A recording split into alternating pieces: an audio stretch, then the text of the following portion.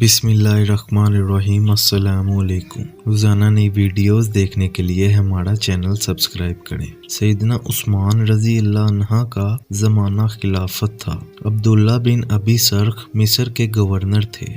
شمالی افریقہ پر ایک رومی گریگوری کی حکومت تھی جس کی بیٹی فلپینا بڑی دلیر لڑکی تھی اور جنگ میں مردوں کے دوش بدوش داد شجاعت دیا کرتی تھی۔ مسلمانوں اور عیسائیوں میں زبردست جنگ ہو رہی تھی۔ اگرچہ عیسائیوں کی فوج مسلمانوں کے مقابلے میں 4 گنا زیادہ تھی، لیکن پھر بھی مسلمان بہادری، دلیری اور جوان مردی سے عیسائیوں کے حملوں کو روک رہے تھے، جس کے باعث لڑائی طول پکڑ رہی تھی۔ جب مدت تک لڑائی کا کوئی فیصلہ نہ ہوا تو گریگوری نے اعلان کیا کہ جو رومن سپاہی مسلمانوں کے سپہ سالار ابن ابی سرخ کا سر کاٹ کر لائے گا، مقررہ انعام و اکرام کے علاوہ وہ اپنی بیٹی فلپینا بھی اس کے نکاح میں دے گا۔ دوسری طرف ابن ابی سرخ نے دربار خلافت سے امداد طلب کی اور سیدنا عثمان رضی اللہ عنہ نے عبداللہ بن زبیر رضی اللہ عنہ کو ایک فوج دے کر مسلمانوں کی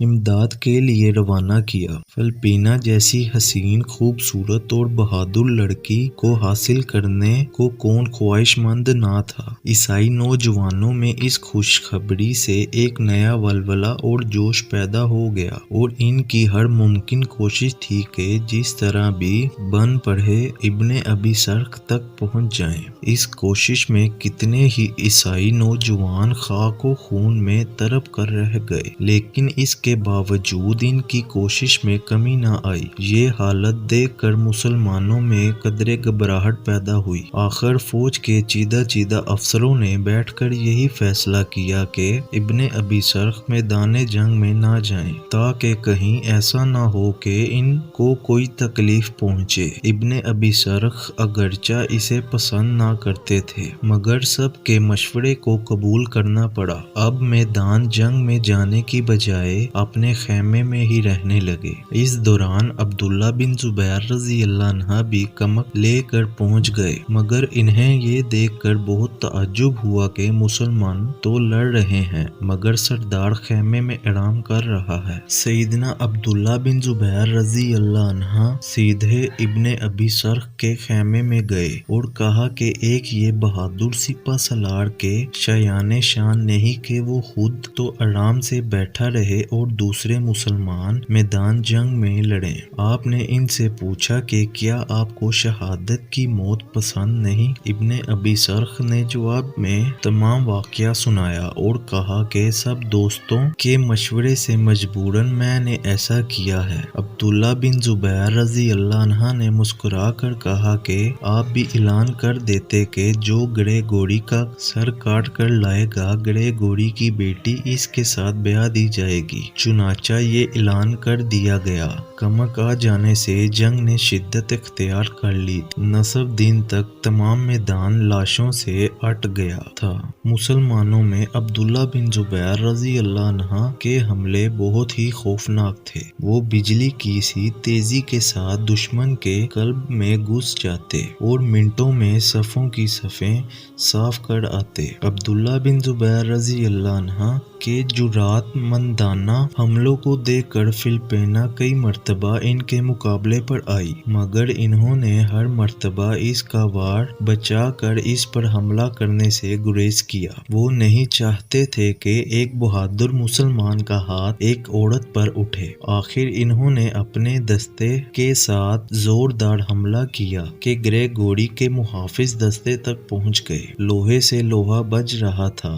آخر عبداللہ بن زبیر رضی اللہ عنہ کئی نوجوانوں کو موت کی نیند سلا کر گریگوری تک پہنچ گئے۔ انہوں نے گریگوری کو للکارا کہ اب جنگ کا فیصلہ میرے اور تیرے درمیان ہوگا۔ گریگوری نے بڑی پھرتی سے عبداللہ بن زبیر رضی اللہ عنہ پر وار کیا، مگر انہوں نے وار بچا کر اس زور سے حملہ کیا کہ گریگوری زمین پر خون میں لت پت پڑا تھا۔ انہوں نے فوراً اس کا سر کاٹ کر نیزے پر اویزاں کر دیا۔ اپنے بادشاہ کے سر کو نیزے پر لٹکتا دیکھ کر عیسائیوں کے حوصلے پست ہو گئے اور میدان چھوڑ کر بھاگ نکلے۔ مسلمانوں نے دور تک ان کا تعاقب کیا اور بہت سے عیسائیوں کو پکڑ لیا۔ ان گرفتار شدگان میں گریگوری کی بیٹی فلپینا بھی اسلامی فوج میں اس کامیابی پر خوشیاں منائی جا رہی اور شکرانے کے طور پر ان کے سر اللہ کے حضور جھکے جا رہے تھے۔ جب مال غنیمت کی تقسیم ہونے لگی تو